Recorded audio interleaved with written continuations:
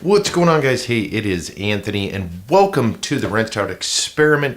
Hey, today we're going to be diving into getting started with content, whether it's photos, video, or a combination of both, so stay tuned.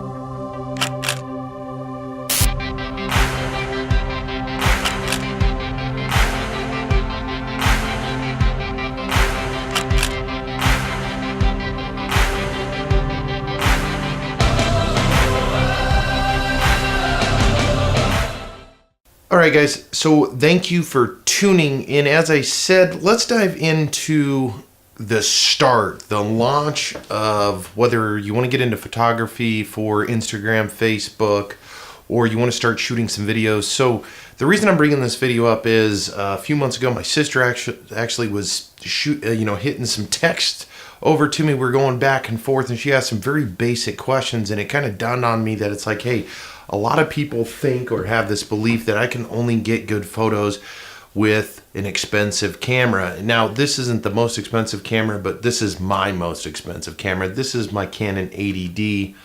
And then obviously I'm shooting on a 4K camera that I down-res. But a lot of people have this misperception of, hey, I have to have this expensive camera, whether it's a video camera or a photo camera, to get started, and that is absolutely not true. And it does not depend on what you're doing.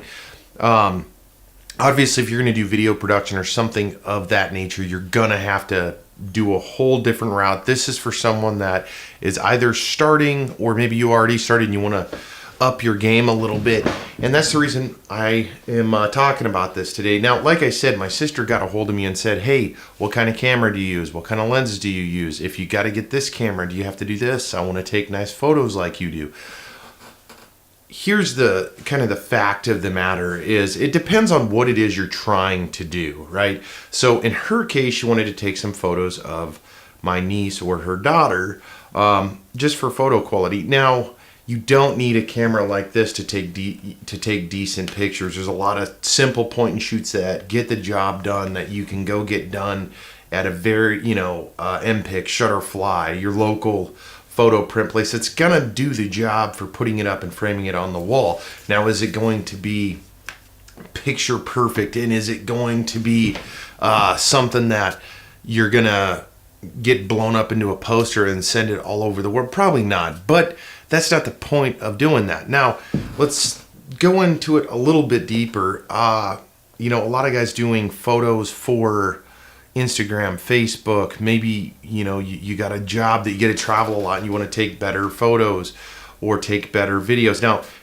let's just talk about this real briefly, and that's pretty simple. I mean, most people are now using their cell phones. Now, I'm going to do a couple of different cell phone videos in itself on how to get the best video and the best photos for Instagram, Facebook, YouTube, if you're going to do videos there, or any other platform that you have. This is one heck of a tool. Now, a couple of tips and tricks to using your cell phone. It's pretty simple, and that's just kind of following the rules for everything. What are you shooting? Why are you shooting it? If you can answer those two questions, what are you shooting? Okay, I'm going to shoot this person doing this. I mean, think through those simple thought process right there, and then you'll get up and ready to go. If you're going to use your camera or on your phone, make sure and figure out what orientation you're going to use. Obviously, Instagram or Instagram TV, you're going to shoot straight up, but if you're going to shoot something for YouTube or Facebook, you can go ahead and turn that bad boy sideways. There's a lot of apps. We'll get into applications and other things that we use later, but this is one heck of a tool, especially if you've got a newer cell phone. So this is one heck of an option right here. Now, as far as cameras go, you can go get a point and shoot, whether it's Canon, Nikon, and a bunch of other guys for fairly cheap, right around the $100 to $200 marker, and you're gonna get away with a lot of fantastic photos. Now, the biggest thing in my mind, and from the people that I know that want to get into photography or want to get into content creation, and more or less it's a content creation thing. Hey, I do this thing and I really want to share it.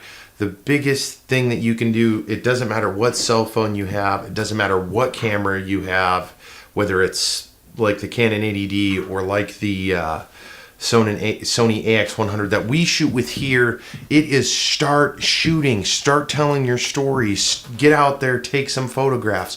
As far as photographs go, the best tip I can give someone that's starting is try different things. You're going to figure out different ways to shoot different things. And what I mean by that, it's very, very simple. You go out and you start shooting landscape. Landscape's a very easy thing. It's free.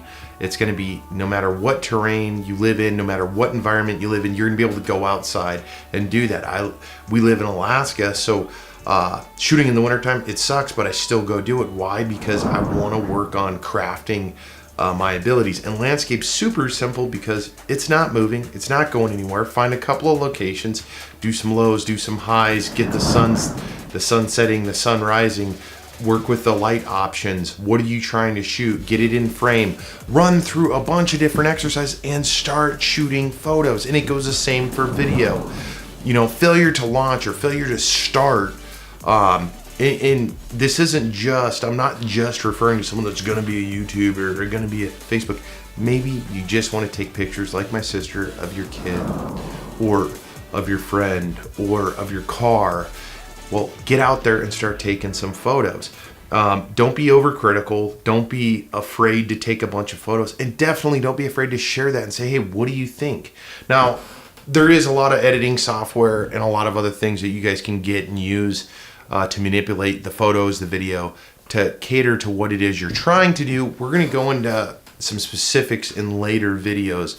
More or less, the reason I wanted to talk about this was, as I talked to my sister, I don't know if she'll watch this video, but as I was talking to her, she was kind of drugged down on, I have to get this thing to do this way. And that's absolutely not true. If you want to start taking photos, start. You have the gear.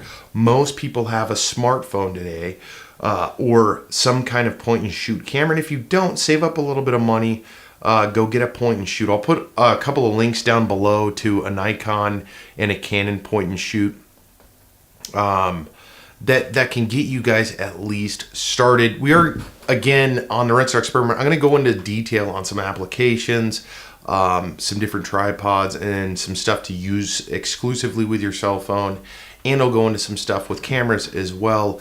I just felt like there's a lot of people with a lot of great potential that are kind of holding themselves back because they have these standards this high and they're not building to be able to do that. And just because you have a camera or a video camera doesn't mean all of a sudden you're Steven Spielberg or you're one of these guys that can do these incredible things. If you don't start today, you're never going to get on that adventure. You're never going to take that adventure on learning how to shoot wicked videos and shooting phenomenal photos. You have to start somewhere. And if it's with a $100 camera, by all means, get after it. Do the best photos that you can make. Go into the settings, sit there and mess with the settings, get it dialed in to where you're taking those crispy, beautiful photos or videos the best that piece of equipment can, because regardless of the equipment, it's going to rely on your skills and abilities to take you to that next level, and then that next level, and then that next level. It's an endless challenge. So,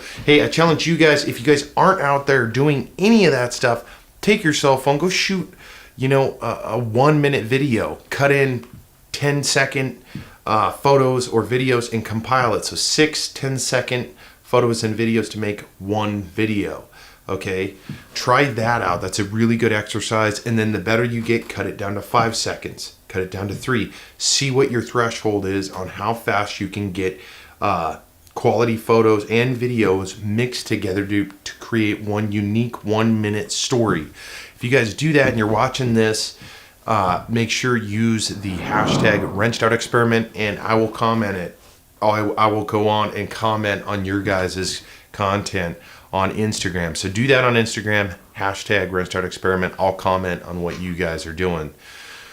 So that's pretty much it. I just felt like it was kind of an interesting topic, talking about kind of launching or starting. And again, it doesn't even have to be for content creation. Maybe you're doing it for your brother, sister, mother, cousin, neighbor, whatever it is.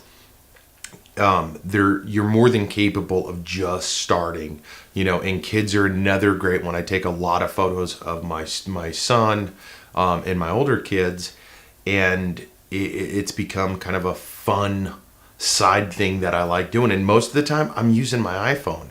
It's super simple, it's readily available, and then I'm not breaking the big camera out. Now I have used this for the Martini Project vlog when I'm out vlogging, using it for video and for photo. But more often than not, if you go to the Martini Project, I'll put the link down below, you'll see an example of me using this most of the time, not always, for photos of my son. Now, to jump over, I do a lot of photos of my cars and motorcycles too, which is a different style. In my mind, it's a different style. You're trying to get something different out of those photos.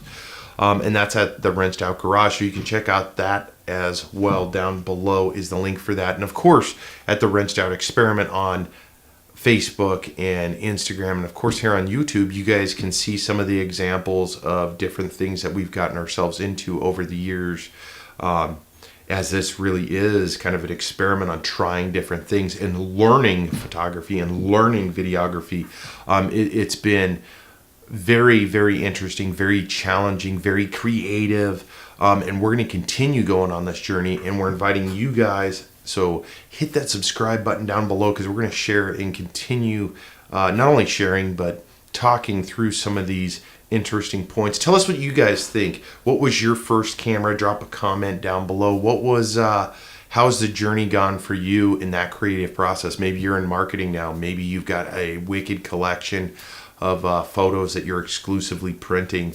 So drop a comment down below. Let us know. In the meantime, hey guys, don't forget, hit that subscribe button, like, share, comment. We appreciate all of that stuff. And until the next video, guys, take care.